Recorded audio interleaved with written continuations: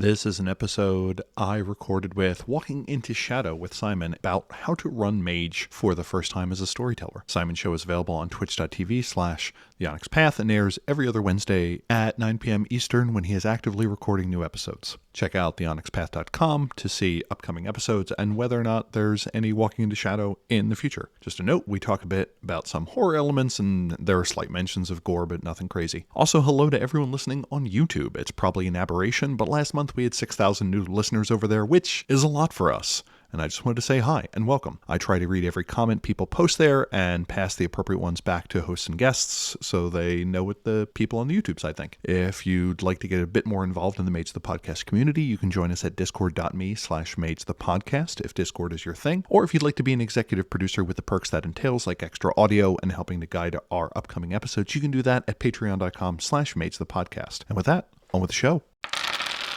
So welcome to Walking into Shadow, Season 2, Episode 1. I am Simon, your host, and this is an introductory series for magetheascension, focusing on the 20th anniversary edition. Tonight, we are talking about a rather major subject, how to be a mage storyteller. Because being a mage storyteller, I wouldn't fully say 100% stretches your limits and abilities as a game master or anything of that sort, but I think it does take a particularly not unique but flexible viewpoint. I feel to an extent you sort of have to be that reed that bends with the wind in order to not stress out, vomit, and run off screaming into a corner. Because especially if you came to Mage from a variety of other games, or like me, it was one of the progressions on your lifetime of gaming, it is different. So joining me tonight is Terry Robinson from Mage the Podcast. Let's talk about storytelling. I think in this case, I'm going to use game mastering whenever I'm talking about any other game, and storytelling when I'm talking about a World of Darkness, or specifically Mage the Ascension game. Let's look at the idea of running a game, of game mastering of some sort. And I don't remember every bit of your gaming history, Terry. Mine started with D&D, so it was very specific game flow and gameplay. To me, if I were approaching Mage now without having run games and read games my entire life, I would probably be looking at it and doing that whole like screaming and running into the wilderness and hiding away from civilization thing. Because when we all know there's the old adage of PCs will never do what you expect them to do.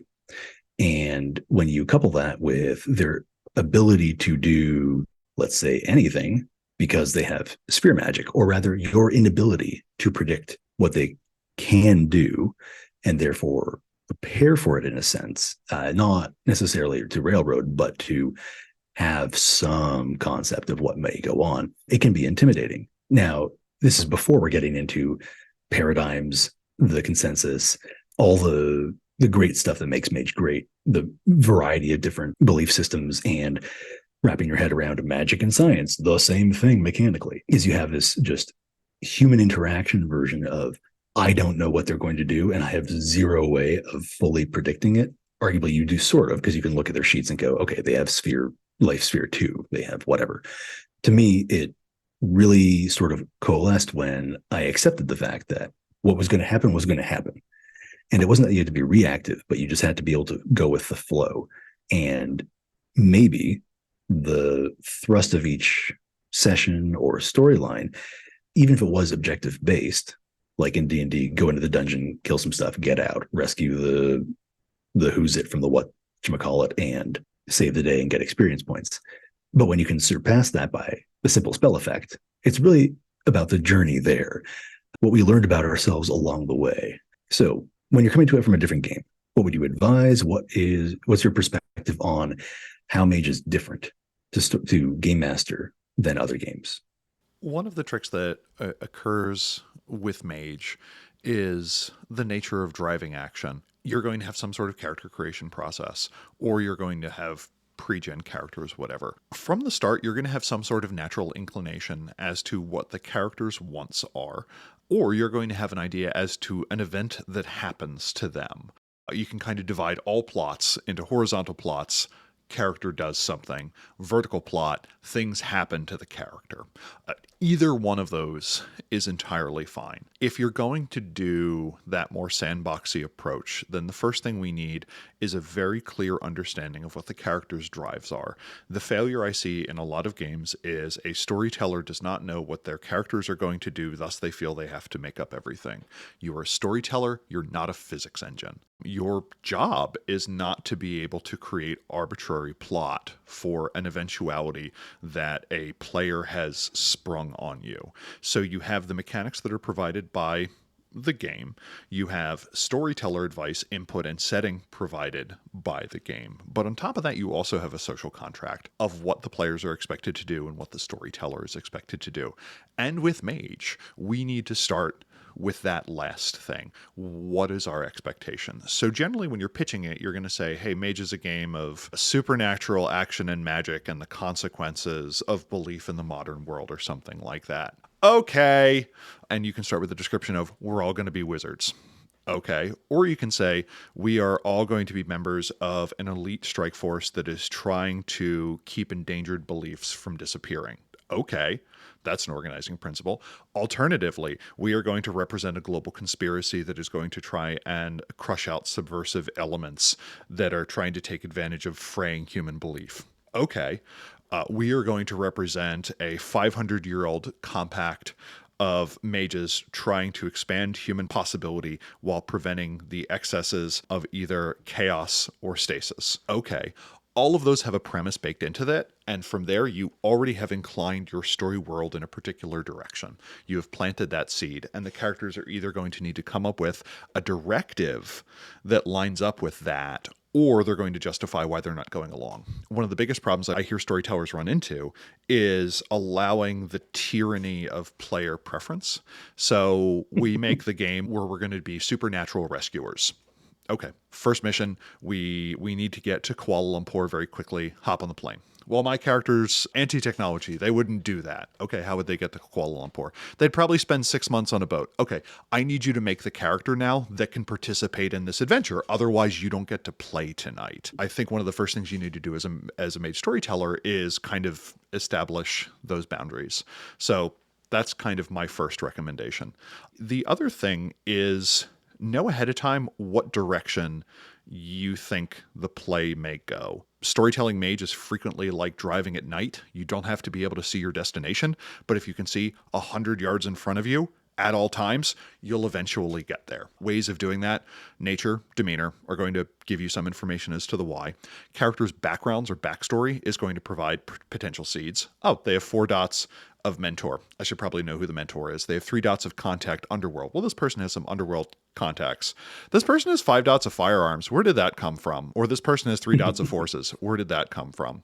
So you start building kind of this index of what are likely directions that you're going to go. And then finally, you always have the option of kind of revealing the contrivance that this is a game that we are playing pretend. It is advanced storytelling in the same way that the player didn't know what they were going to have their character do before the scenario started. You don't know what the players are going to do once they do. And if you say, oh, I'm not sure where this would go, you can say, let's take a snack break.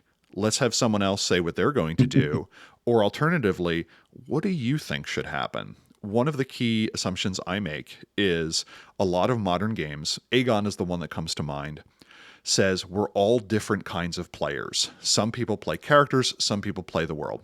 No, I invert this. We're all storytellers. It just so happens that my remit and your remit are a little bit different, and we get to draw on each other's boxes sometimes to make things work. You get to introduce an NPC as a player because it would make sense narratively. I get to introduce a concern or drive that your character would logically have as a byproduct of other things. You can negotiate from there. But I think Mage really dies if you don't have some sort of both social framework and expectation. And this is beyond simple things like having lines and veils and having an X card and knowing what everyone's okay with and not. But I think the mistake people make is they are not incremental enough in building their game world. They start out with, well, here's supernatural New York. Here's 40 pages on it. My characters immediately went to Baltimore. Dink. That's a lot of wasted effort. So you can either say, hey, folks, I have story here, And if you want a story that is rich and engaging, you should stay here. Or you can say you can only have 1 or 2 pages of notes and then go from there. Those are kind of my like specific starter points. Are you interested also in like how to deal specifically with people who've played Dungeons and or Dragons? Yeah, sure. A person at the table may have a sense of role-playing games. They may have a sense of the world of darkness.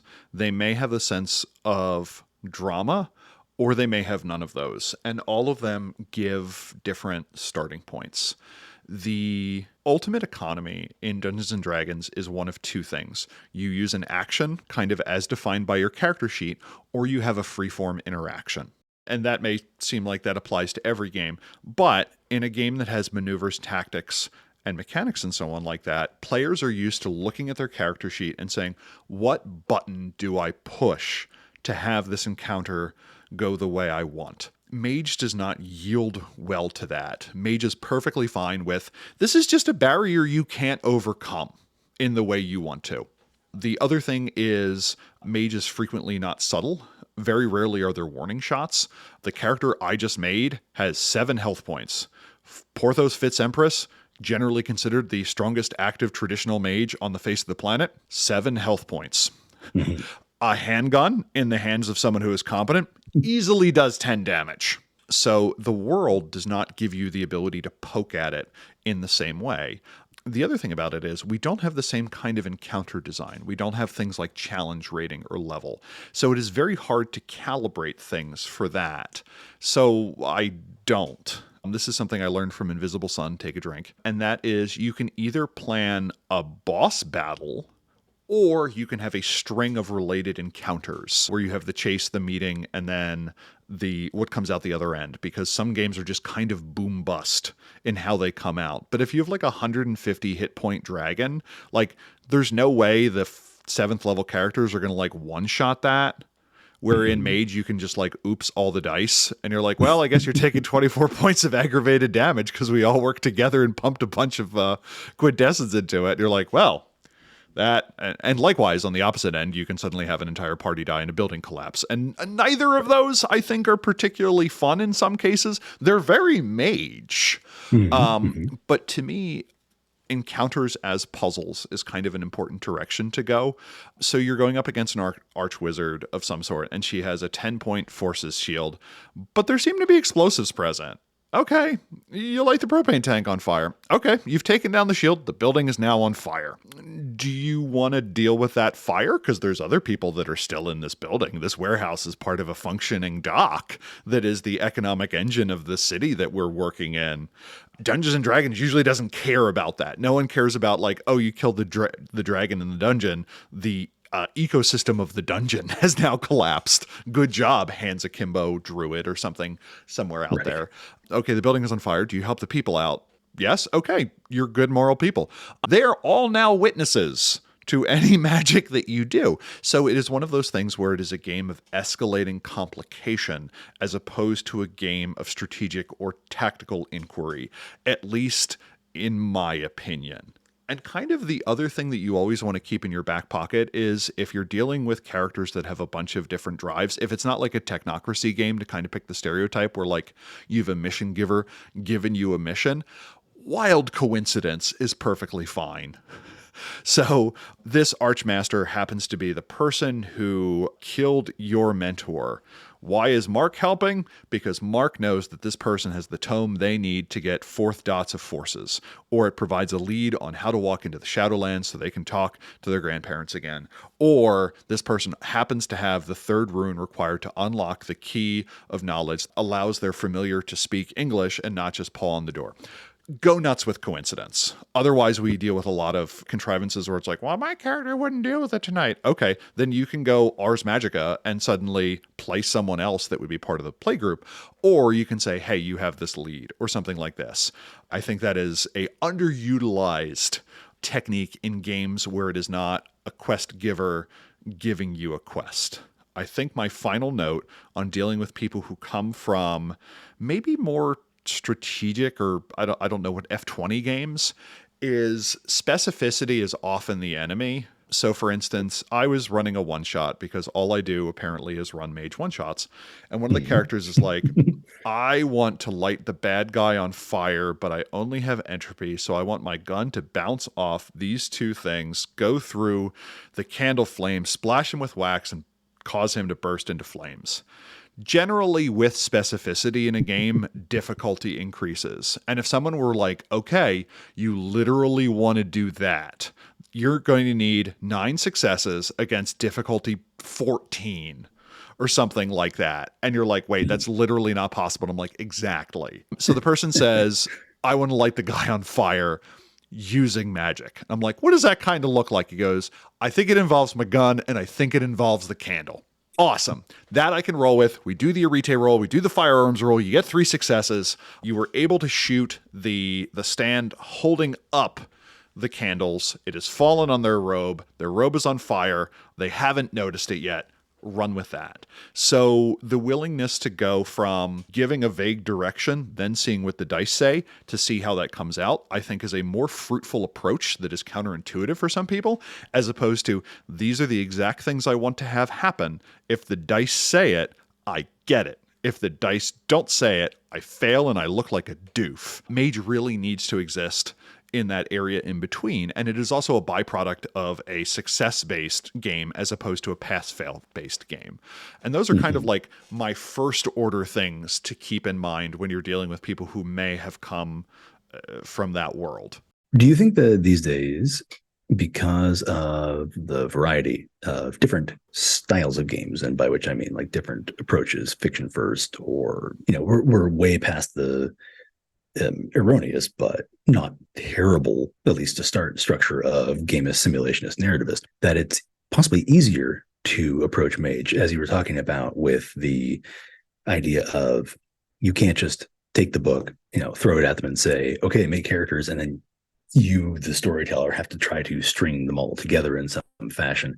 And so you get the super friends of Mage the Ascension because, you know, your underwater focused verbena and your syndicate billionaire playboy who dresses up like a flying rodent.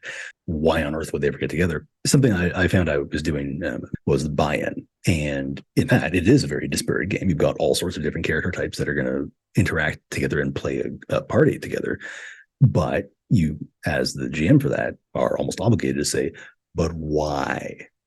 And you tell me, not me tell you. Or you do what I did before I read about that, which was, here is a newspaper article for an event in a small town. Give me a character who would be interested in investigating this to the utmost end.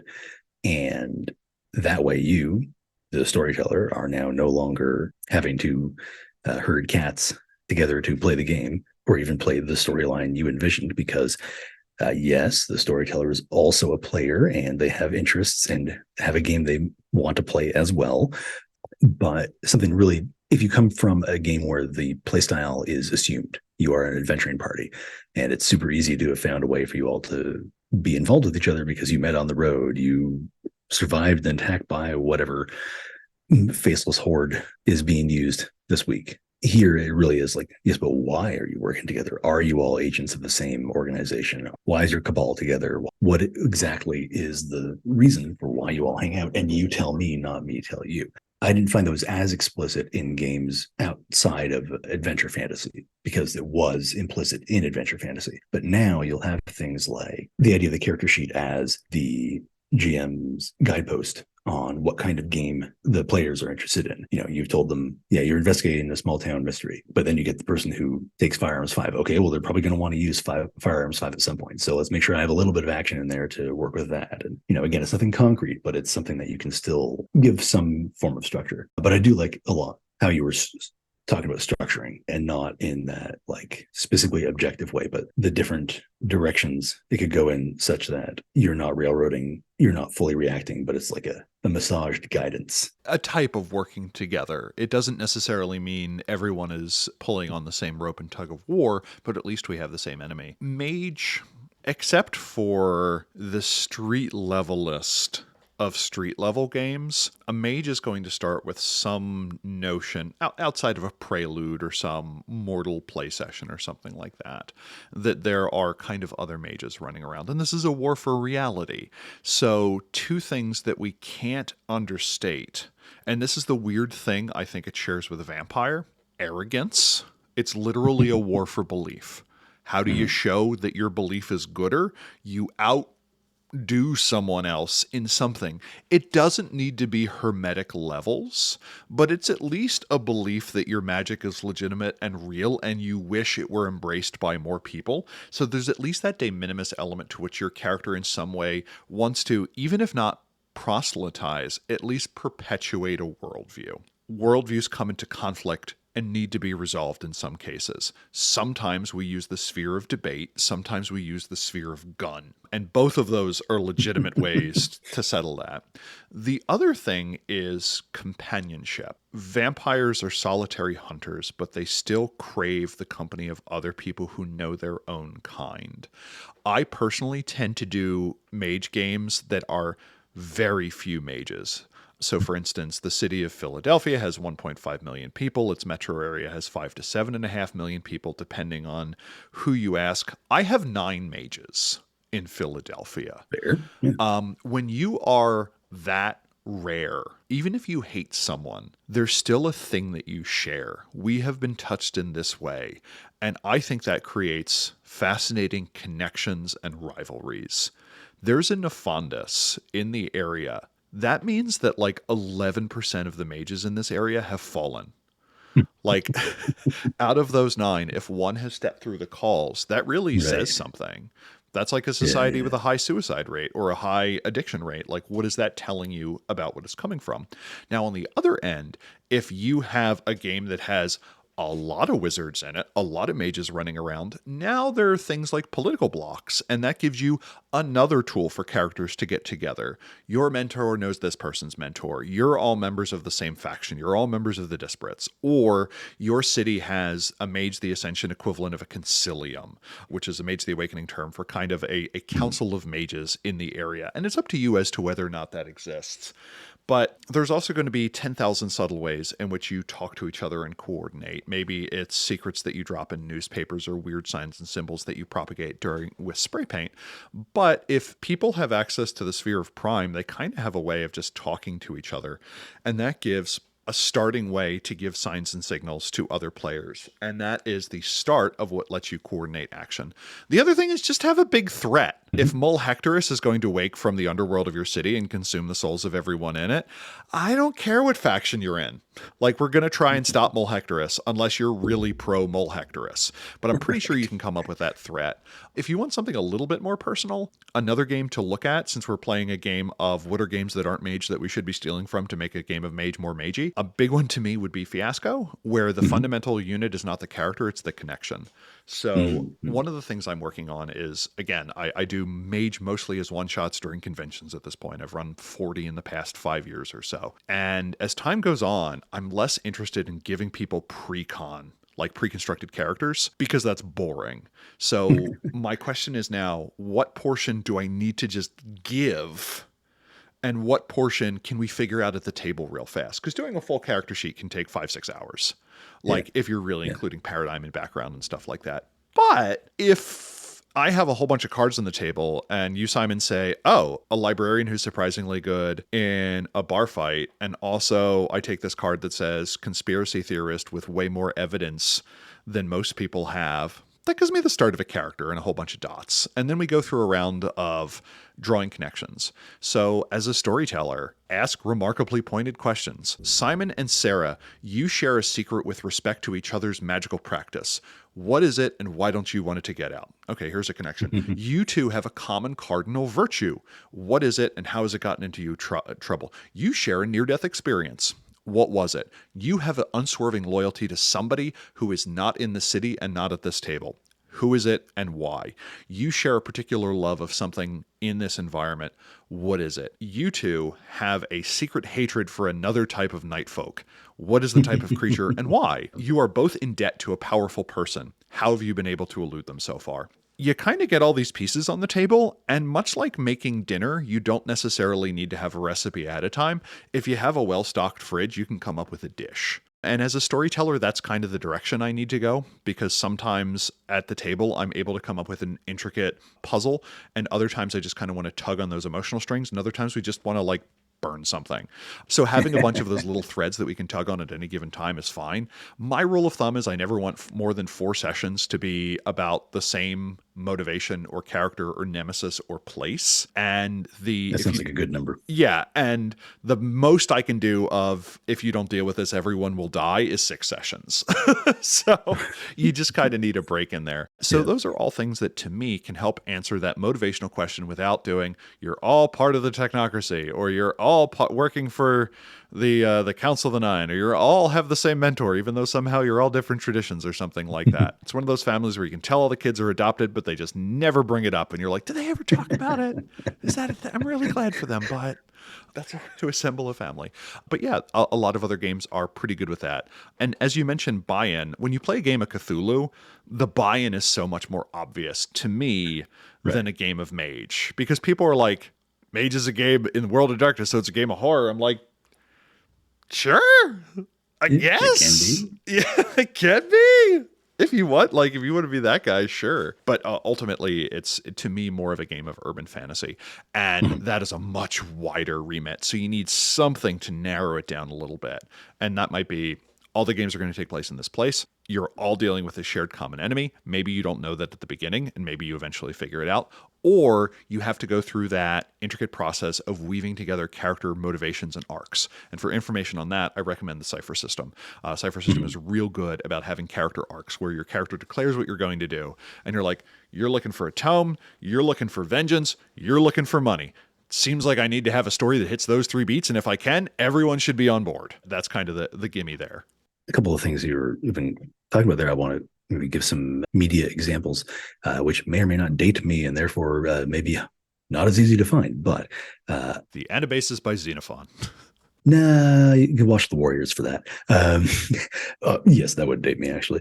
It's a good movie. Yeah, Warriors is great. So Hellblazer, the various writers who have done it over the years, and thankfully now it's back to being called, I think, John Constantine Hellblazer. For those who don't know, it's a urban horror comic book of magic and the worst person in the world being the anti-hero while acting like he's the best person in the world.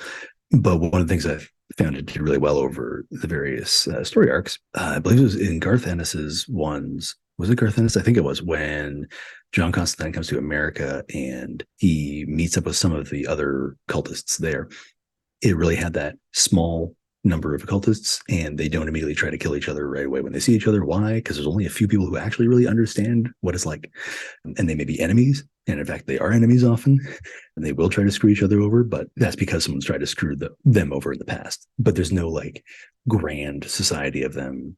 If you decide to take that track, you don't have to create a giant binder of NPCs to draw on, and therefore then everyone has to memorize who these guys are. And then the reverse, Warren Ellis started it, Mike Carey continued it. Back in England, there are more sort of societies of mages, and people know who the total dicks are and who the people you can kind of trust, but not quite, because everyone's still a magician, and every single magician will stab you in the back if the opportunity arises. But it's still very, very subtle, and it seems very manageable. Like there's still only a few like named or like face NPCs who you would deal with in that situation. I would say those are both good ones to kind of look at to get that idea. So are you familiar with Vampire the Requiem? I know that it is a game, and I know that people who like it more than Vampire the Masquerade are very quick to tell you that. One of the things it has in it, and I thought was really well done, is it has a procedure called climbing the ladder. And that is something that you do once you've created all your PCs for the game. And then you go through 12 steps, and for each step you get an experience point. So it's worth doing. You don't have to do all of them, but in doing so, you create NPCs and you create connections from them to both yourself and to other players and to other players' NPCs. And you create this web and network of characters who all have some connection to each other in some fashion or another. Not every single one of them, of course, but there's an easy web of relationships to work from. And when you do something like that, the story just winds up sort of writing itself. When I approached it, I had a sort of general idea of things I wanted to have happen if no action was taken on part of the players. But then I also used information they'd given me during climbing the ladder to give them stakes in it, relationships to it. If someone's sire got involved in this, then they would probably bring them in this the character in this fashion, and then they would act on it. So having a system like that, I find really like more helpful than I realized. That sort of thing is still adaptable to other games, and you can take that, you can then build relationships. So instead of sire, it's your mentor. Okay, how does it feel to be somebody whose innate gifts or learned power immediately isolates them from everyone else for the simple fact that they know what's going on and no one else does? And that helps you kind of get into the psychology of it. It helps you start thinking harder about things. And even when it comes to something like paradigm and belief, how do you reconcile it with that? Like, what if you are a dedicated monotheist who all of a sudden awakens and now the celestial chorus seems really appealing, but then these other people also seem to fit some of your belief points? Where do you go with that? How do you reconcile it all? And so on and so forth. The interesting thing about the climbing the ladder checklist is this inverts something that normally happens in a lot of mage sessions where a prelude is played out. Frequently that prelude is just between the storyteller and the player with their character, but this gives you a lot more information. So you have the steps confronting vulnerability. You're looking at a point in your life where you were at your most vulnerable. What did that look like? Was it before or after you had been embraced? What did it feel taking life for the first time? What was it like discovering a vampiric vulnerability for the first time? Who was your sire? Is there someone that you have started to cultivate possibly as another member of the embraced, or what have you? What are the nightmares that you have for your city? One of the things that Requiem also does, this is outlined in the book Damnation City and a few other places, is kind of how to create that network. Yeah, Robin Laws. What? Ken and Robin talk about stuff for life. and as you mentioned, in Mage we can do that. What was the first time there was a paradox manifestation? What was the first time you realized you had special powers? What was the time you thought your powers would be able to stop something and they weren't? And this helps address what I consider to be one of the most annoying things in the Mage setting. In any game where you have the potential for great power and people aren't doing anything with it, I hate that and think it's stupid. So like people are like, let's pick another game.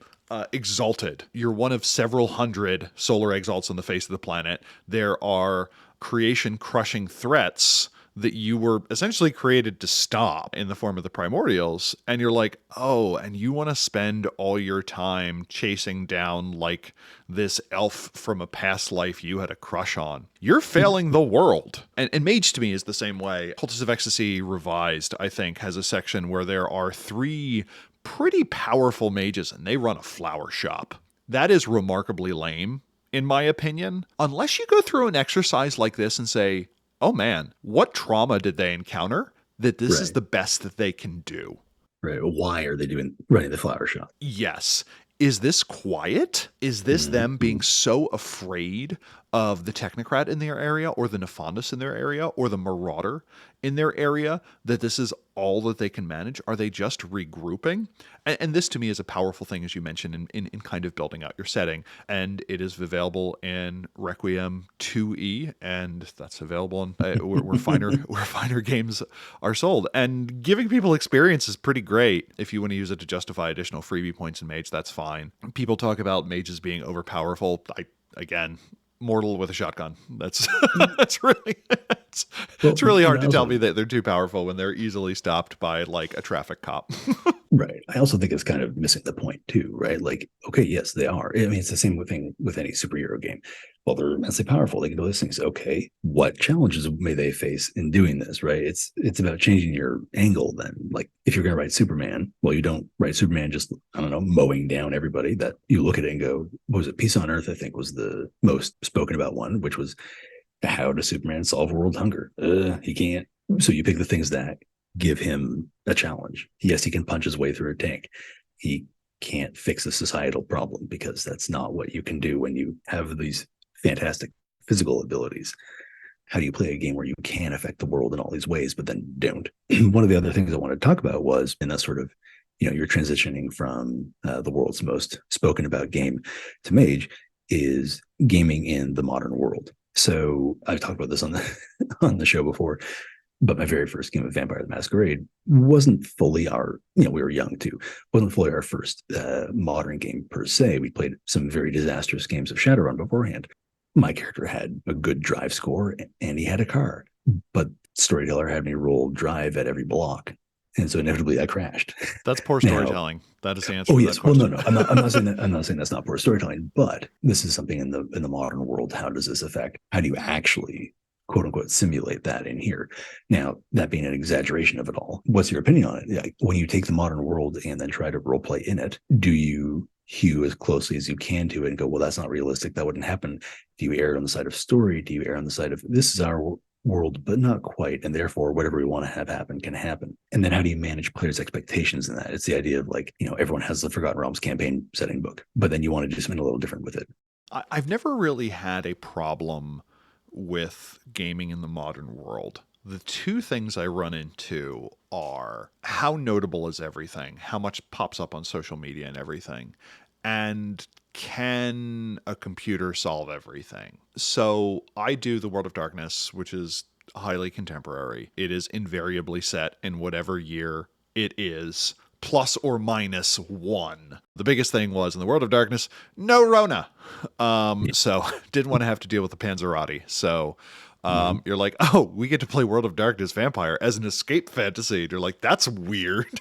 The thing to me is I think people overstate. I think they overstate technology. And I think you start needing to have some sort of mechanics to deal with the outlandish. So, for instance, in a world where everyone has a cell phone and you're doing vulgar magic, I do think you kind of need a narrative explanation for what that means. You can now have a game where there are magic groupies, where people know who you are and they think you're a street magician, or you're doing hypertech, or suddenly the work of the technocracy becomes much more important. And it's interesting that for reasons we don't fully understand, all those weird videos tend to get downgraded and deprioritized by the algorithm, which has created this weird file sharing underworld. I don't know about you, but that sounds really cool.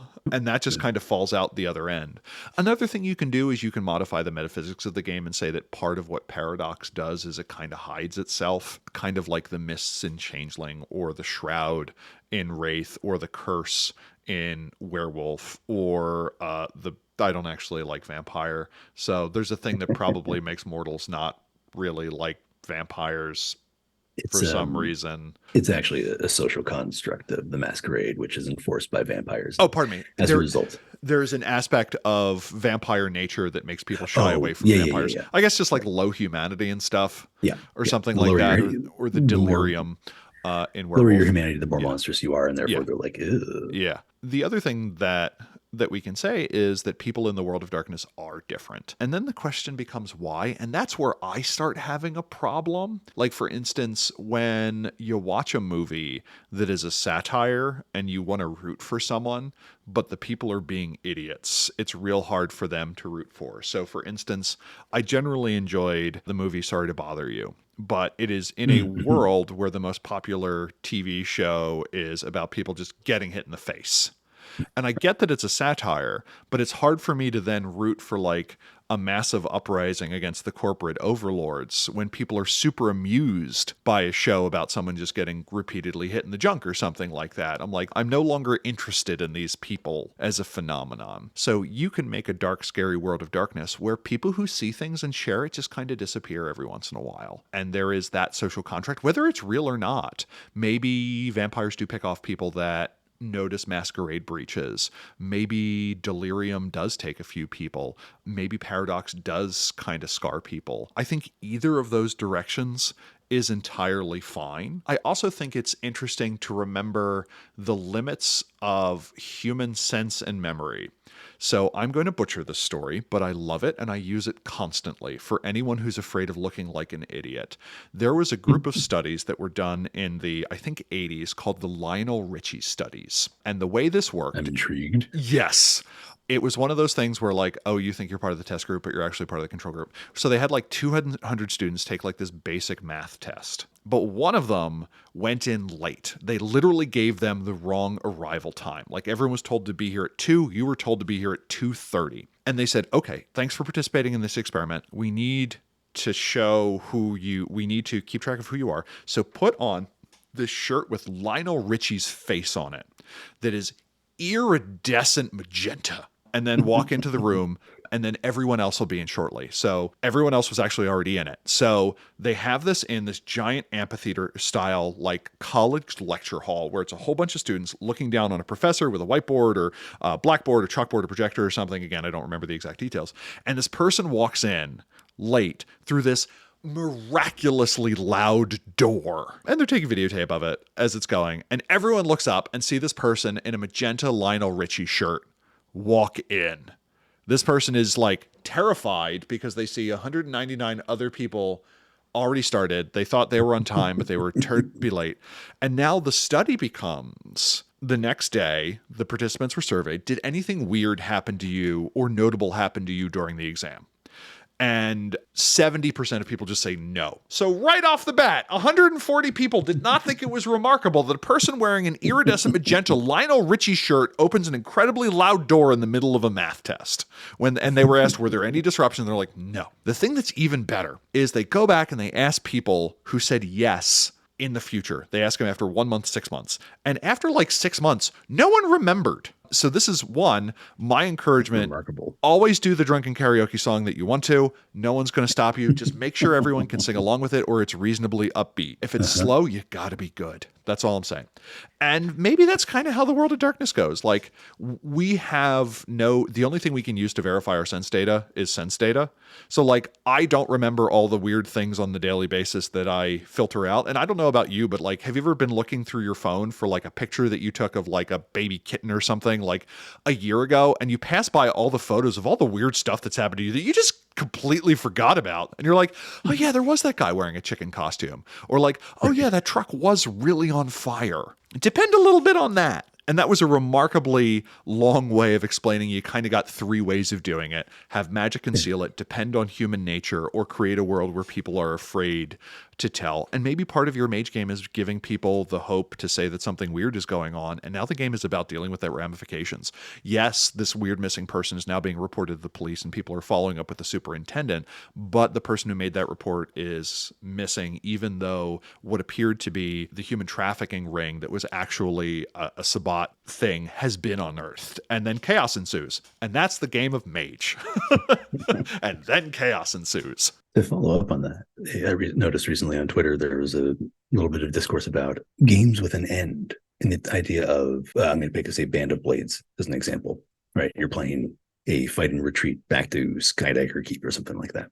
The game will end when you get there. It's not that it's a bad thing or anything like that, or anyone perceives that as a bad thing, but there seems to be this disposition towards games that don't have a set end, things that won't conclude. And one of the great responses was, because people in the responses were saying, yeah, like this, why don't we do this more? Why don't we look at it as like, let's have a proper arc that ends, and then we play another game of the same thing or with a different story arc, or we move on to something new. But how many games have ended with, and then the campaign fizzled out because we lost interest, or we ran time, or no one could schedule it anymore. Which is a worth death because everyone's kind of embarrassed, or people are like, why don't we do that anymore? Well, I was still having fun. No, you weren't. Why didn't you show up on time? Yeah. Well, and then you're like, what did we accomplish there? Where that I would say applies in Mage is, well, why don't you look at it as people see it, remember it, and know about it, and gradually the world changes? What if you go towards, if the Ascension War or something is a focal point of the game, why don't you go towards some sort of end game of Mage, whether it's a personal one and it's a personal ascension, or you go for the big firework ending and humanity ascends out at the end of the Invisibles or something to that effect, and everyone ends the game like, wow, that was an epic game that had an end to it. But it's not written that way per se. It's given as an option, but because it is, and I don't want to use the word sandbox because that's not the right word for it, but it's more open-ended and open concept, hence why we need to have buy-ins, hence why we need to have campaign or chronicle frameworks and so on and so forth to make it work and make it coherent. I don't know if it's just that it really isn't explicitly said, like, you can end your game where it narratively makes sense. People don't want to really take the time to be like, we could have an ending of some sort. Are you familiar with the nacho cheese chip cycle? The nacho cheese chip cycle? Yes. I want to be. You have nacho cheese, but you have no chips. So you go out and buy chips and you eat you eat your nachos. Now you have chips but no cheese, so you need to go out and buy cheese.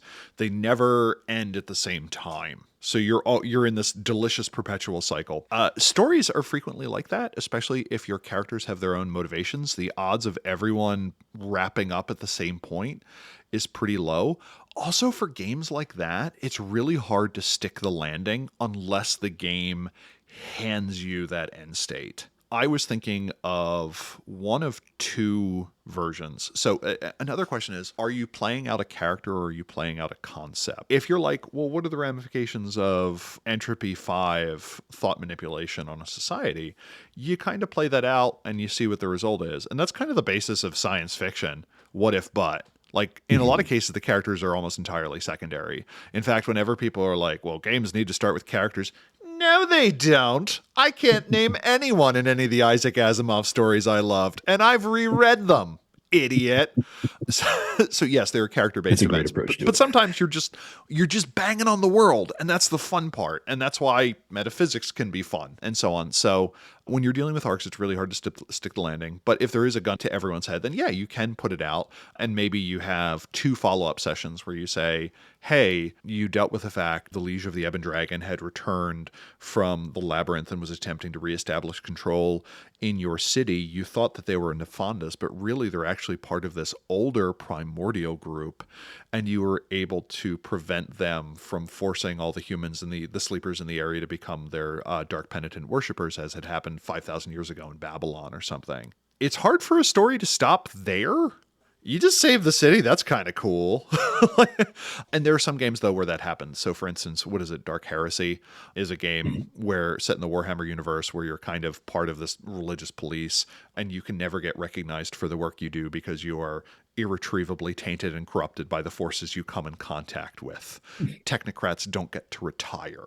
But if you did want to do that game that had an end, I think that's perfectly reasonable, especially if you have something like a season model. So for instance, you have a chantry that is going to go through the 4 seasons. Spring, its foundation; summer, its period of growth; fall, the period where it is coming off of its greatest triumphs; and winter, where it falls into kind of internal bitter fights.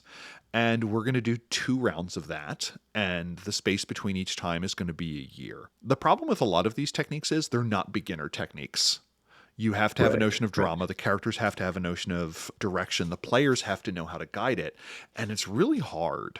We already made a mention to the Warriors. The game Aegon is like that. You're trying to get home, and you keep encountering these misty islands. And when you've done enough misty islands, you're done. Another thing, though, to consider that you bring up is do not hesitate, depending on what kind of game you want to play. If you are playing a game about the ramifications of power and so on, ramp up the power.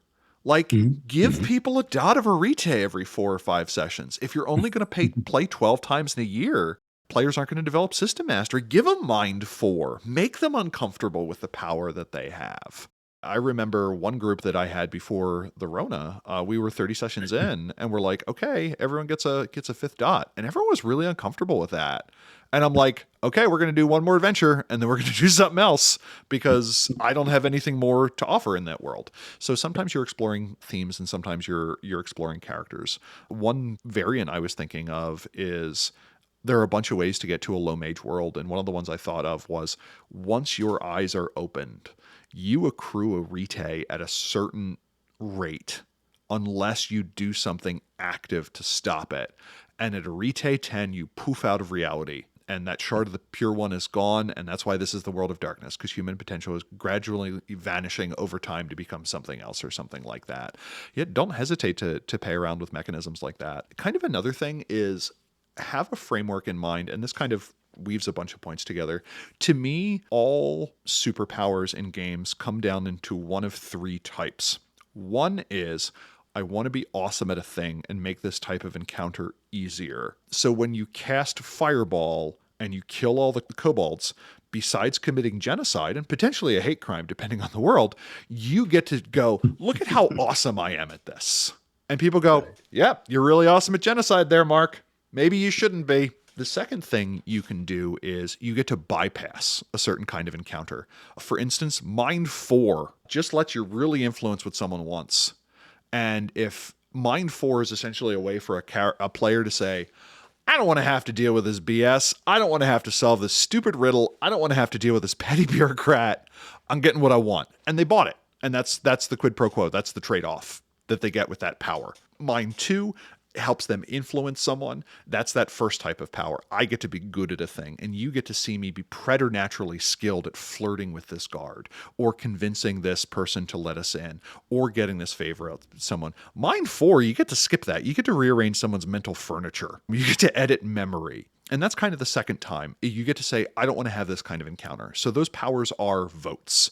And generally you want to have that vote have a cost. So that way it just doesn't make it so we just don't have this kind of encounter anymore, because that would be boring, in my opinion at least.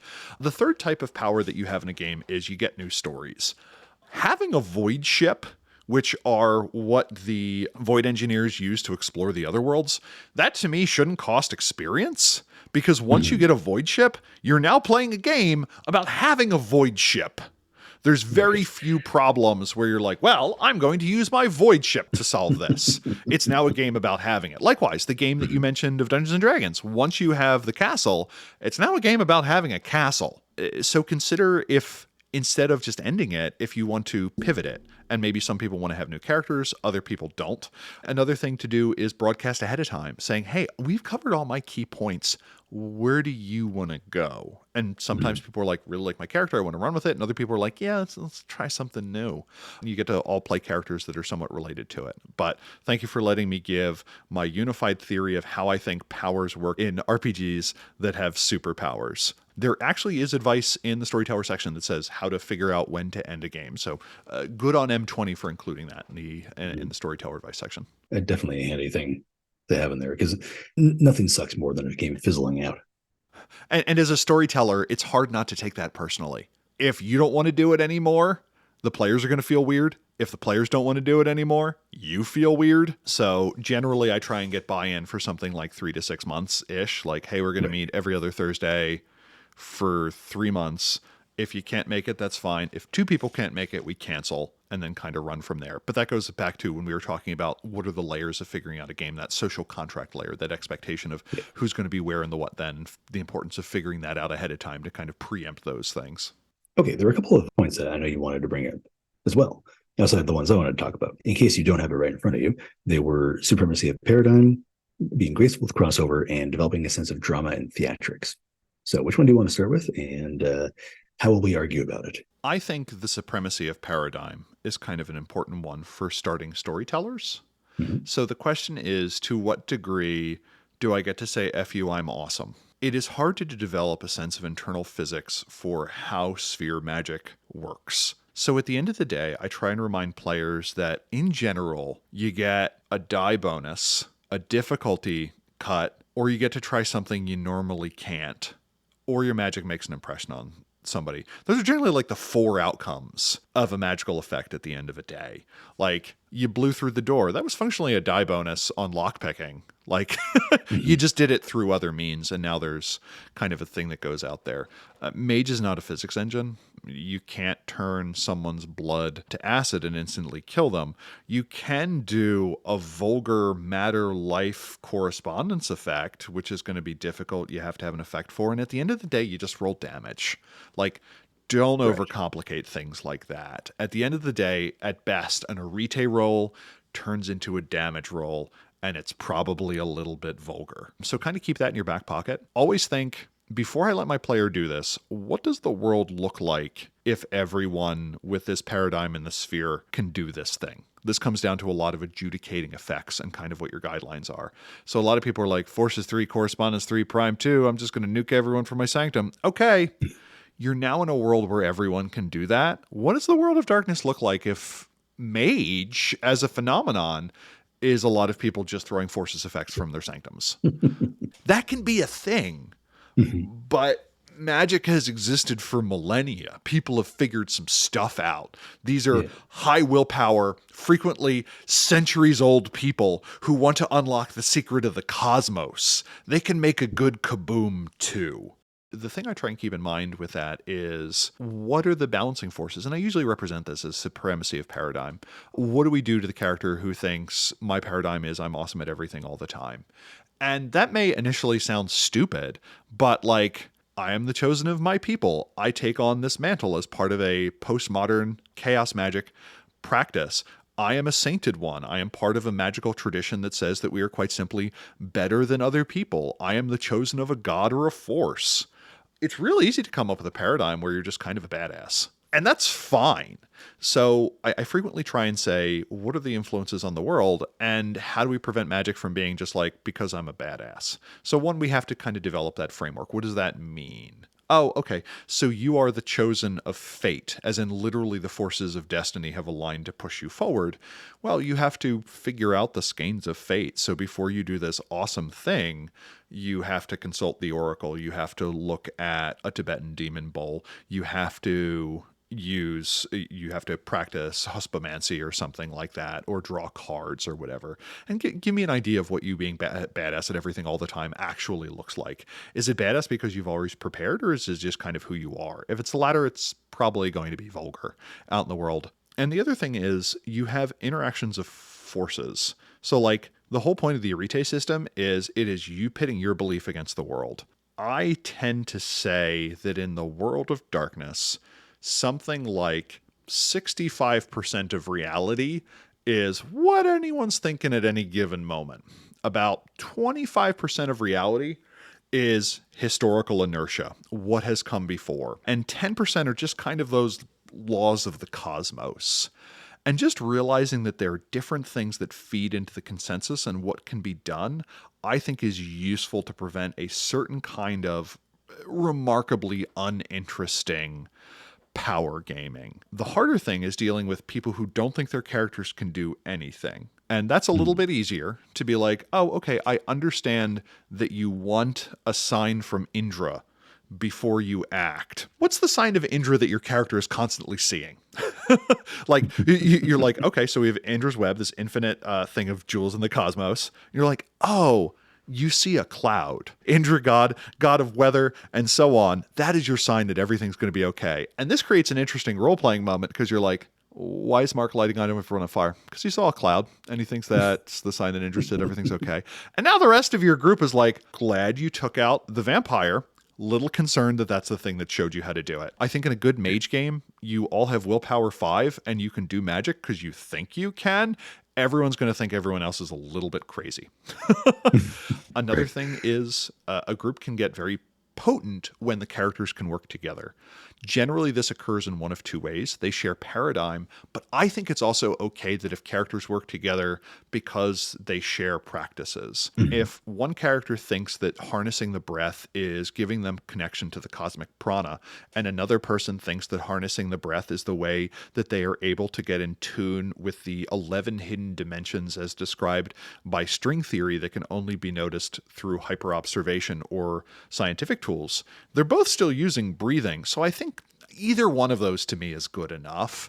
M20 tends to bang on you need to share paradigm, but the word paradigm in Mage is real big right now. So for instance, a mechanistic cosmos covers both deism and scientific determinism. They don't really overlap to me necessarily, but if we both use astrology as the toolkit, I really feel like we should get a cool scene where I'm doing calculations to 11 significant figures and you're rapidly going through your library trying to find the slightly erroneous star chart that secretly reveals the bit of Tychoidean cosmology that you need to move the strings of fate in the direction that you want. So those are kind of vague, but those are ideas to either enable a group to do something they don't think they can, or to prevent a character who thinks they're all that from stepping on everything. And I think it's kind of important that a storyteller kind of have that Scylla and Charybdis, as it were, to moderate play. I guess the other one is that you had made mention of is the question of crossover. Oh, yeah. There's kind of two ways to take this. In the book Ascension, there is the idea that Mage functions in a fractured cosmos. This was an idea that I think was introduced in Grant Morrison's Hypertime, which basically says that the game Werewolf, Vampire, and Mage don't all take place in the same reality, but the realities that kind of cross over. Large metaplot events send ripples through tied realities. If you want to have a game where your characters get to wipe the floor with vampires, do it. Your mages, make them the equivalent of nutria or something like that. Some invasive species that you just wipe the floor with, and that's cool. If you're going to do true crossover where you pull out Vampire the Masquerade, try not to let one night folk remove what's special about another night folk. And mages can frequently be too clever by half. M20 really tamps this down by, if you try and use a mind power against a night folk who knows that it's coming and disagrees with you, they get their willpower plus 6 dice of counter magic. And that's going to stop everything. If you can overcome that, awesome. But if you're trying to convince that La Sombra and they get to throw 14 dice, that's basically the game going, no, don't do it this way. But if you're going to do that, try and be mindful of what makes each line special. So for instance, there is a friend of Mage the Podcast, Charles Siegel, who generally says, for instance, if you're going to obviate someone else, it is going to be vulgar. So for instance, my character wants to get in good with the Vampire Prince. And the Vampire Prince doesn't know that I know that Vitae can form a blood bond because for whatever diegetic reasons, we lost a member of the group to it. A relative of mine is bloodbound or something like that, or a ghoul, and I don't want to have that happen to me. So I use Life 3. So basically I get a second stomach, and whenever I drink blood, it goes into that stomach, and I don't actually get the blood bond. My 2 ways of dealing with it were, well, it passed your lips. You drank it, bud. That's going to count. But again, you don't want to really necessarily surprise players with that. So maybe you have that conversation ahead of time. You think your character is better. And that way it sets it up for a story where your character gets to try and break that blood bond. Complications that have interesting ways of being gotten out of in ways that are directable and temporary, I think are perfectly fine. As anyone who knows how comic books work, frequently the way a year works is, giant event happens. We spend a year dealing with the ramifications. At the end of that year, everything is magically reset and a new giant event happens. And we've been doing that since the 90s. And it's great. We all have fun. And sometimes it's a year where, guess what? All the X-Men have swords. Why? Because swords are cool. And other times we're dealing with the decimation of our people, and what does it mean when there's only 198 mutants left on the face of the planet, or what have you. So anything that just obviates that, so that life effect is vulgar. The cosmos knows that other night folk are special, and you're going against that, and that's suddenly that 10% of reality that is just kind of defined. Likewise, if you're going to take advantage of a Garu's delirium ability to do something vulgar because people aren't going to remember it. Another common one I see are people using Prime to create things to destroy, to make offerings to ghosts or something like that. It's pretty easy to come up with weird Super Friends scenarios. Try and have a cost to it, and try and make it obvious that there's a reason that people don't do this. You're like, yeah, okay, you're creating things in the underworld. You're now essentially a fetter, and wraiths are very interested in you. Or vampires are fascinated by this unblood-bondable mortal. They need to die, because that's a big part of what makes us special. But mages still get to be badasses. So my example of this is, I don't think mages experience delirium. And it's really cool to have that. Not to say that running isn't the best response when someone goes Krynos. It's a very good response. But just to have the mage be like, oh, was I supposed to be impressed? Is fun. You get to have that cool moment. So, sure. Well, especially if you're playing mage. Yeah, if you're going to do crossover, try and be considerate. And just remember that none of the games have good crossover rules. So if any of your players says that's stupid, the answer is yes. Yes, it is. I would use a different system were I to do that, because I'd want something more unified. And one of the things that really kind of put me on that track was, it was actually from LARP, but playing a rank 1 werewolf in an MET game. This is back when it was Laws of the Night, Laws of the Wild, getting trounced by a neonate vampire, when everything in Vampire the Masquerade says, it doesn't matter what werewolf, you should be shitting bricks about this. And that's because you're using the wrong rules. If you want to do that, you need to go to the appendix of Vampire, and find the rules for lupines. And then you use those, because that is them in relation to a vampire. So they don't have razor claws as a gift. They have feral claws, protean 2 or whatever. They have potence and celerity instead of spending rage. They have blood points to spend as well, because that's them in relation to the vampire using vampire rules. So typically I find it difficult personally to really wrap my head around crossover. In some cases, it's a bit easier. And when I read Contagion Chronicle, I did find there's a lot of really good advice in there on how to make it work. And one of the first things was, yes, you were going to dilute each game because you simply can't tackle all the major themes of these for each character while doing it for all the other characters too. A changeling in Lost is going to have a whole lot of stuff to deal with, and Mage from Awakening is going to have a whole lot of stuff to deal with, and we just don't have time to get all of it. But I do see why it's appealing, and yeah, I appreciate that you talked about that in that sense, because it was very good advice on how to do that if you're going to do that. This is what's worked for us, or something to that effect, to get what you're trying to do. And I think that's fair. So to the public at large, I am not completely shitting on crossover. Do what you want to do. It's your game. And kind of my 3 recommendations if you're going to do that, and a lot of people feel compelled to say, hey, it's the world of darkness, this should be kind of be unified. 1, never call a spade a spade. Whenever a vampire appears in my game, no one says vampires. You never hear the term of a clan or a discipline, and that keeps it just weird enough. For instance, I had a game where there was a vampire that was simply referred to as the gentleman, who had been in the city for 200 years and was utterly fascinated and was embraced around the time of Nikola Tesla war with Edison. And this was a vampire fascinated by electricity. And because we didn't use any of the common beats, this was a vampire that used a stun gun to subdue their prey, pulled out their, what they refer to as their bioelectric essence. Was it blood?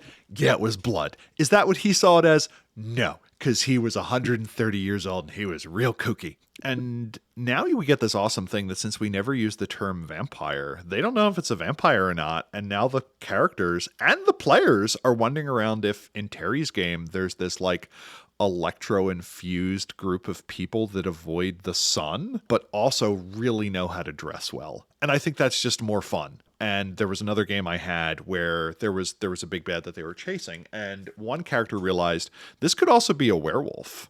And all the other people were like, do werewolves exist? And then they look at me and they're like, do werewolves exist? I'm like, I'm not answering this question. So the rest of the story was, how can I answer each of their questions in an ambiguous way that furthers the plot? But also it could be a werewolf. And then werewolves were kind of never introduced. The last thing is the themes of the game can frequently shine a light on the other lines. So like the first time a mage sees a werewolf transform, and even if they're a life 4 shapeshifter, they're just going to look at that and be like, damn, yo, that is effortless, without paradox.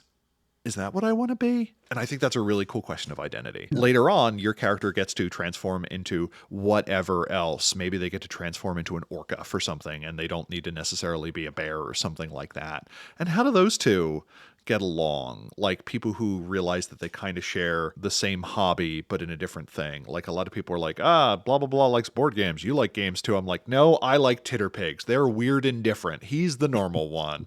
I play make-believe. He plays actual games. And like when I look at Changeling and Mage, like Changeling seems to have this kind of magic that can get stronger over time, and Mage doesn't really have that. Mages also have the benefit of generally being liminal characters. They're not as tied to place. Also, like a starting character can teleport. Like you can just start with Correspondence 3. I don't know if in Changing you can start with level 5 Flicker Flash by using not Conveyance. What is the name of that art? Whatever the Wayfair. Yeah, thank you. To just kind of go there, that's neat. So mages do kind of get to go everywhere. But to quote Urban Shadow's GM advice, keep your moves shrouded in mystery, is my final recommendation if you're going to do the crossover. And so let's talk about drama and theatrics. As I mentioned, an MET aficionado for a long period of time, I feel I'm relatively familiar with the idea of drama and theatrics, and drama kids and theater kids being into the whole WAD scene. And I think that stands in the way of World of Darkness being more widely accepted.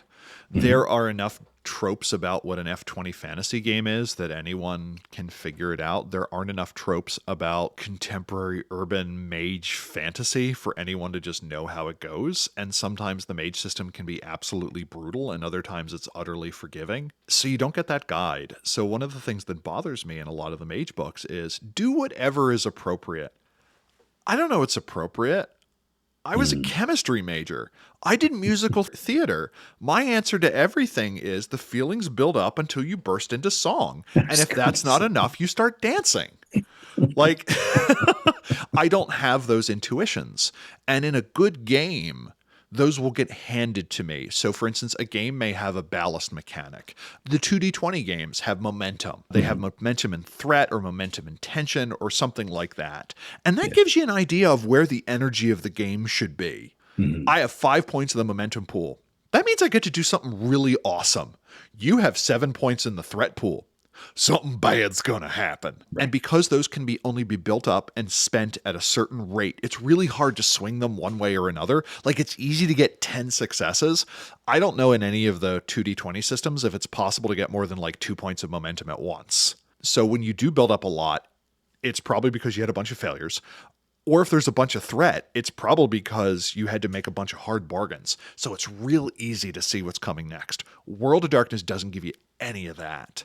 The guidance it gives you is not really powerful. So don't hesitate to kind of ask the players what an appropriate beat would be. One of the things that makes for great horror is knowing when you have the moment of comedic relief. One of the things that makes for great comedy is knowing, when things suddenly got tense. And you're like, oh, there are stakes to this. I'm now reinvested in the characters who have just been making dick jokes for 5 minutes or something like that, or did an extended physical comedy routine. That's an intuition that is really hard to build. I don't know of a good way of handing it over. There are mechanics to deal with it, like that momentum and threat model, or drama systems, token economy. There's any number of game systems that try and do that. World of Darkness gives us none of that. And if you're not a theater kid and you don't have a strong influence on it, kind of figure out what you think your appropriate pacing is.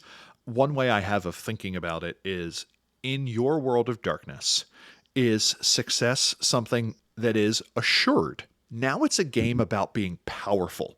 Right. Success is assured, but it comes at a cost. Now it's a game about cost and compromise. Success can happen, but it must be hard fought. Now we know that it's a game about planning, and everything kind of points at that. It can be done, but you need to be exceptional. This is a scrappy game in a tough world, and even though I literally have the powers of magic, success is not assured. And then finally, you're effed. Each of those is fine. Figure out which one your game is. And when you're trying to figure out what is dramatic, figure out how to point at it. The other half of that is theatrics, which is what is the set and setting. Try and always have your characters describe at least one point of their magic, even if they're super new to the game. So it's like, okay, my character prays to a saint to try and heal this other person. Oh, that's cool. What does that manifest as? Like, what is the weird little thing that if someone were paying really close attention, they would notice and go, oh, that's kind of weird.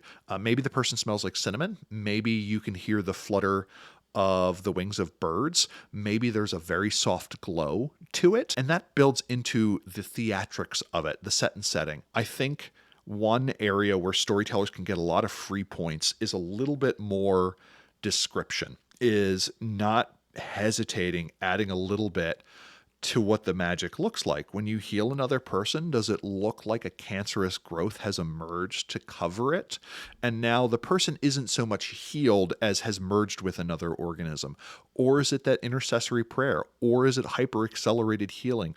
Or do you just wipe your hand over and reveal that it was actually just a surface wound that hit a blood vessel? So it's bloody, but you're not actually that hurt. And you just kind of assumed that it was a bad thing. In F20 fantasy, the spells tell you what they look like. I know what Bitebee's clenched fist looks like. I know what Cone of Cold looks like. I don't know what Forces 3 Prime 2 looks like. And that, right. if we're going to edge out we need to take advantage of the fact that we have superior theatrics that we can use if we're a little bit imaginative. So that to me is kind of the 2 points of that. The theatrics, what does it look like? What is the set and setting? What is the mise en scène of it? Don't hesitate in using theatric imagery or vocabulary. Talk about things being in shot, reverse shot, or the camera zooming in. This is all a language we're familiar with. In the same way that we all suddenly know what a multiverse is, that like everything everywhere all at once is just like, hey, I'm going to assume you can follow. Give me 7 Oscars. And then it did. And it was great. And that was also a movie that verified over the course of coronavirus that the muscle in my face responsible for tears forcefully exploding out of my face still happened. Still worked. It was excellent. So, yeah. Yeah. I heard the best summary I heard was someone who said that movie was 30 minutes too long, but if you held a gun to my head and asked me which frame to remove, I couldn't tell you, which is kind of impressive. And the other one is, as I mentioned regarding the drama, kind of figure out where you want that to be set in your world in terms of, is this a game about success or is this a horrible game about perpetual failure? That's a conversation you have with your table, and that should kind of guide you in terms of what consequence looks like. The other thing is periodic check-ins. Is this too tense? Did you ever see the movie Children of Men? I didn't know. So it's notable for having this extended 16-minute scene without a break or something with it. It's one giant long cake, and people are like, it builds so much tension. Like 7 minutes in, I'm like, can we just kill this guy and the baby? I'm tired. I want to get a soda. Everyone has a different emotional breakpoint. So until you have that intuition, ask. It kind of breaks down the contrivance a little bit. Like there's this idea we have in role-playing games that the storytellers come up with a scenario. It's fair. If we do our part correctly, we will succeed. And not only do we get to have a sense of satisfaction, we get to have a sense of victory. I don't think Mage is good at that at all. And I think when World of Darkness tries to operate in that vein, it really sucks at it. It's hard to do that kind of balance. You wind up fudging a lot of dice rolls. I would much rather have the dice land where they may and just have a little more robust story, but that's me. So one of the problems with Mage, it doesn't give you that dramatic toolbox. You kind of have to bring your own. So do not hesitate to ask your players and to plot out your beats. If you're looking for literally a book on it, Beating the Plot and Hamlet's Hitpoints by Robin Laws are 2 recommendations literally on how to map that out and being like, things have been real tense. We need to let it off unless your game is about extreme tension and so on. So there are toolboxes out there if, like me, you don't have that intrinsic sense of drama. There's been a number of games or let's say writing styles for games lately I've found that make a point of skipping the flavor text of a scene, but just giving you the beats of 5 senses. Here's what you got. And these are the relevant things. And then let the players construct that in their own minds based off what you said. And kind of keeping that in mind, I would say helps with the theatrics part of it. You apply that to anything you want to describe. So just remember, you have 5 senses. How do people experience these things? Using I'll pull an Ars Magica term here, but using the wizard sigil that you were mentioning, like, is there a smell of cinnamon in the air? Is there the beating of drums or whatnot? How does a witness, not capital W witness, but somebody there, experience your magic in effect, either as the recipient, viewer, or how do you as a mage experience it? Because when you do start to take in certain societal practices, I'm going to use as probably a better, more overarching term. Say you're a cultist of ecstasy who is a flagellant of some sort, and they inflict injury upon themselves to heal somebody else or something to that effect, or what are their senses telling them about how they experience their own magic and their casting of it.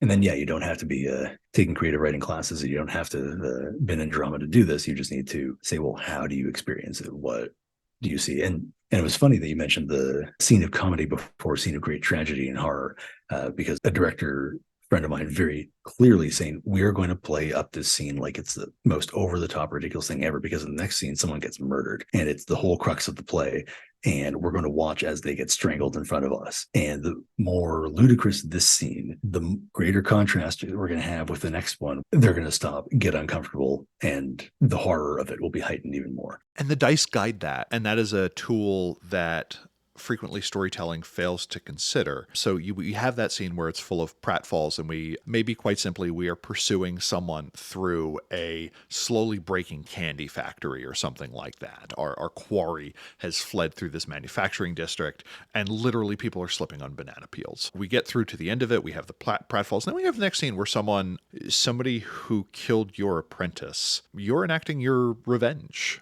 You feel you're entirely in the moral right. You roll the dice. Now think in that frame, what do we want success to look like? Is success now a quick and painless death? Is success literally choking the life out of them and getting the weird last gasps of it? Is a success realizing this isn't what you want and letting go? Once we have that framework, what success and failure means will guide us. And kind of as you mentioned, just describing it, we have a tendency to conflate affect with emotion. Affect is the set of bodily sensations we have. They are pre-conscious. So my favorite example of this is you walk into a room and you see a pool of blood on the floor. Literally before you recognize that as blood, your body will start having a terror response to it. It is done at the CNS level. The frontal cortex has not even been engaged with. Your body has had a terror response. Now that you've had a terror response, your brain goes, I'm having a terror response. I should look around. Oh, dip. It's probably because of that blood. And that informs us in a lot of ways about who we are as a person. But in a mage game, just kind of describing the sensory apparatus and letting people make sense of it is a great way of elucidating paradigm. Like a character who has memories embedded in the Shadowlands and is trying to reach them. 3 characters go into the dark penumbra and they feel the rush of cold water in their veins. Marissa's character is fond of this. She frequently sends her senses into the Shadowlands to talk with her deceased and ghostly grandfather who first taught her how to do magic. This is coming home to her. Helen, as a paranormal investigator, on the other hand, has a calming response to it. It reminds her of the cold air of the operating theater, which was her first career before she started doing this. Malika hates the cold. It reminds her of winter, which is something she never knew in the Hawaiian Islands she grew up. Not until she moved with her family to a uranium mine in North Dakota did she ever truly experience winter. So cold to her is synonymous with homesickness. And by letting players fill that in, you have filled out the world lushly, allowed them to expand their character background, and potentially given them an opportunity saying, hey, if anyone really wants to go ham on this descriptor, I'll give you an XP or something like that, or recover a point of willpower, or give some other kind of Benny. Any number of ways of doing it. And you don't have to fudge the dice, and you don't have to have a script.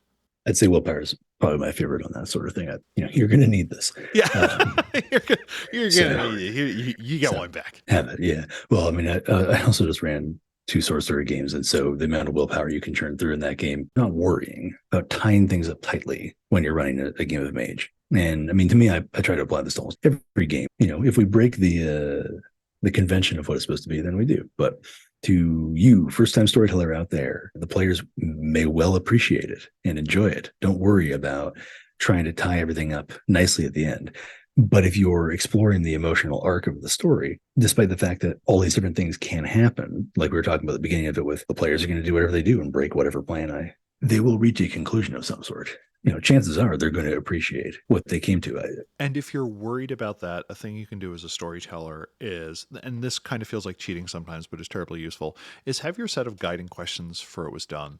For instance, what did you find satisfying about this session? What did you find unsatisfying about the session? What did you find entertaining? This guides your next thing, but also, we have, as humans, something called peak and end bias, where generally we remember the last thing we experienced as well as what the worst thing or best thing we experienced was.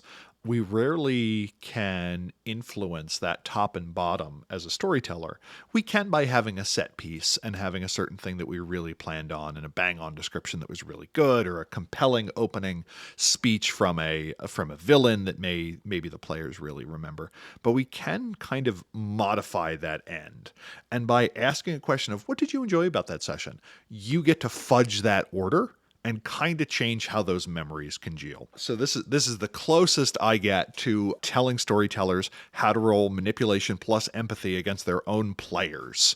The postmortem, as it were, can be very powerful in trying to set that last impression. So if you think a session kind of ended with a, Another thing, besides you can do that, is what do you think this sets up for next time? Mhm. And now the players get to spinning their wheels on that, being like, oh, I think my nemesis is back, or oh, I think this clue actually points towards it being Vormos, or oh, I think we may be dealing with fairies or something like that, or is this just going to be another mortal again?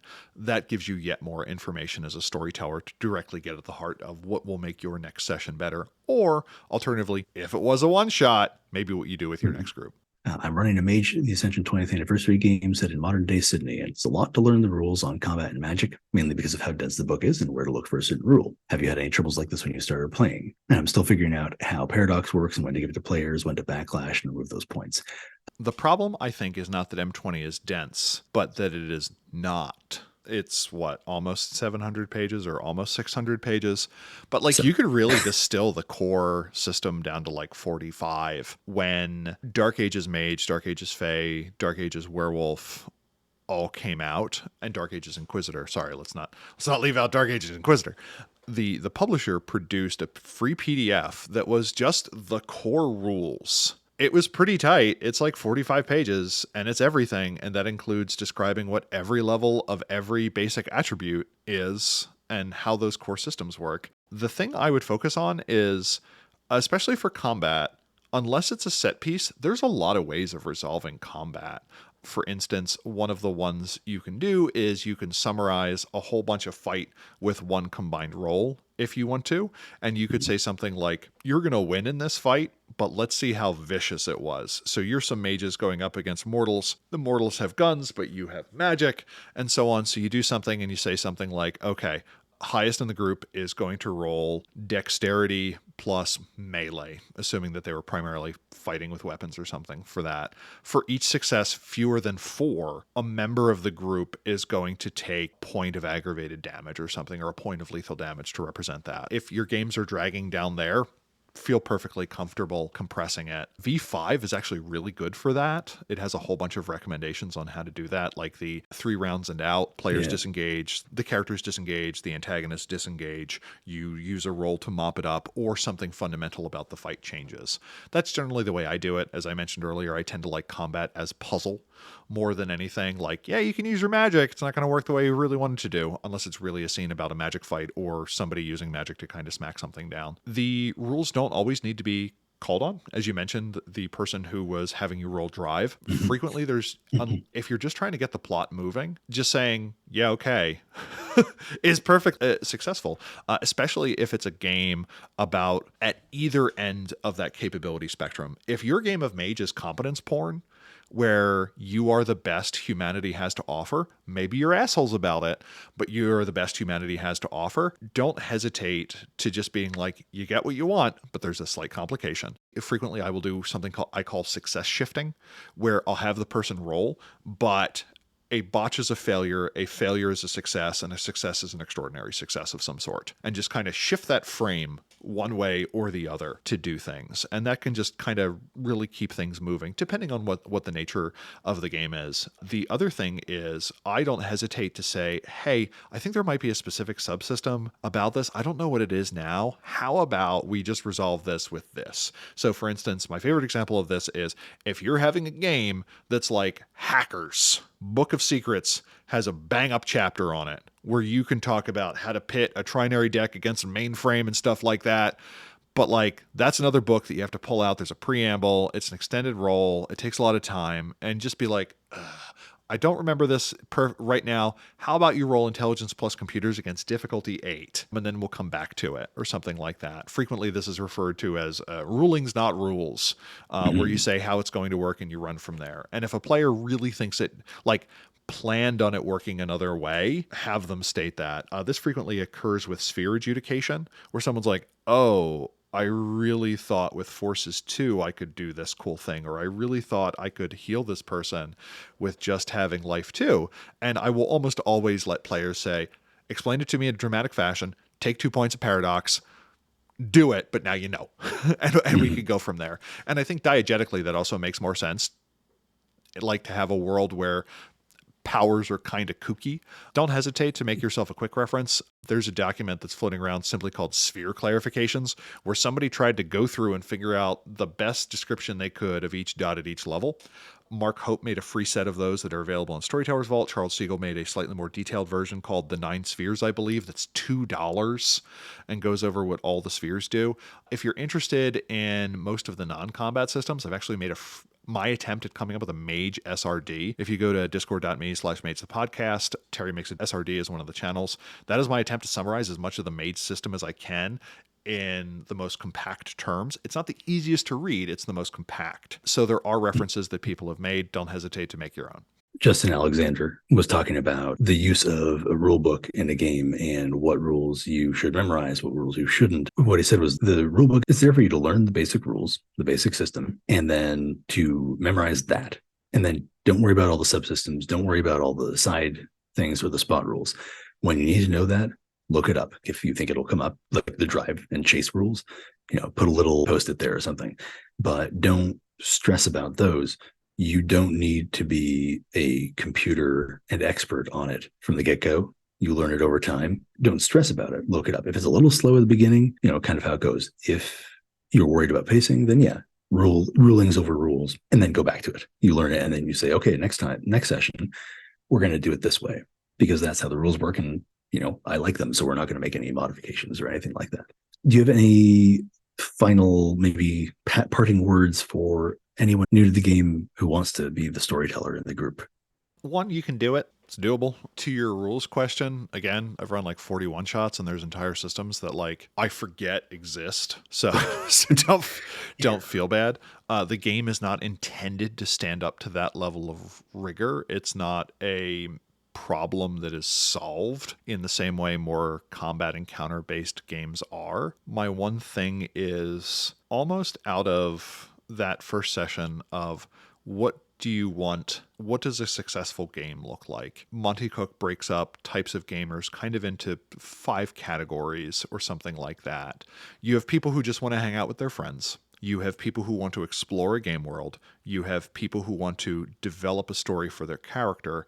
You have people who want to achieve in the game world and build maybe something of lasting presence. And then you have the people who want system mastery, and they want to be an expert at a thing, and they want to be great at it.